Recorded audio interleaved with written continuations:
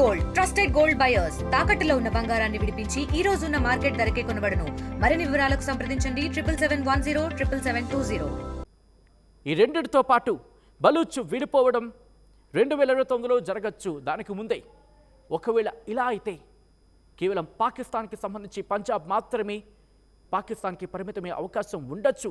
ఇలా అనేక ప్రచారాలు సోషల్ మీడియా వేదికగా జరుగుతూనే ఉన్నాయి. అంతేకాదు మరికొన్ని అంశాలకు సంబంధించి చూసే ప్రయత్నం చేద్దాం. ఒక్కసారి ఆ మ్యాప్ని మీరు చూస్తున్నారు. ఈ రోజు జరిగిన ఇన్ఫాక్ట్ కొద్ది గంటల క్రితం జరిగిన ఘటనకు సంబంధించి ఒకసారి ఆ మ్యాప్లోకి వెళ్ళే ప్రయత్నం చేద్దాం. అయితే ఇక్కడ బలూచిస్తాన్కి సంబంధించి బలూచిస్తాన్లో ఉన్న గ్వాదర్ పోర్టు చైనా చేతిలో ఉండడం అమెరికాకు ఇష్టం ఉండదు అంటూ ఇంకొక ప్రచారం సోషల్ మీడియా వేదికగా చాలా విస్తృతంగా జరుగుతోంది. కారణం అక్కడ అప్పులకు సంబంధించి పాకిస్తాన్ తిరిగి ఇవ్వలేని పరిస్థితి ఉంది.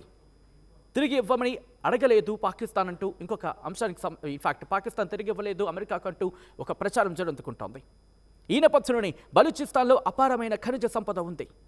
దీంతో అమెరికా కన్ను ఆ బలూచిస్తాన్ సంపద మీద పడిందా అంటూ ఒక అంశానికి సంబంధించి చర్చ జోరందుకుంటోంది.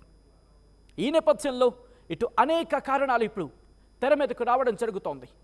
బలూచ్ వివాదం అనేక కారణాలతో ముడిపడి ఉందంటూ ప్రస్తుతం చర్చ జోరందుకుంటుంటే అర్థం చేసుకోవచ్చు. ఈ నేపథ్యంలో బలూచ్ లిబరేషన్ ఆర్మీ BLA ట్రైన్ను హైజాక్ చేసింది. ఆ ట్రైన్లో 400 మంది ప్రయాణికులు ఉన్నారు. దాంతోపాటు 100 నుంచి 150 కొన్ని సందర్భాల్లో 200 మంది కూడా ఉండొచ్చు. ఆర్మీకి సంబంధించిన వాళ్ళు, సైన్యానికి సంబంధించిన వాళ్ళకి కూడా చర్చ జరుగుతోంది. ఆల్రెడీ ఇక్కడ కొన్ని అంశాలకు సంబంధించి ఒక డెడ్ లైన్ కూడా విధించింది BLA పాక్ ప్రభుత్వానికి. గంటలోపు మీరు వైమానిక దాడులు ఆపేయండి, లేకపోతే పరిస్థితులు దారుణంగా ఉంటాయంటూ హెచ్చరించింది. ఈ నేపథ్యంలో ఈ గొడవ ఇక్కడి నుంచి మరింత ముందుకు వెళ్ళే అవకాశం ఉందా, మరింత రాజుకునే అవకాశం ఉందా, మరింత ముదిరే అవకాశం ఉందా అంటూ చర్చ జోరందుకుంటోంది.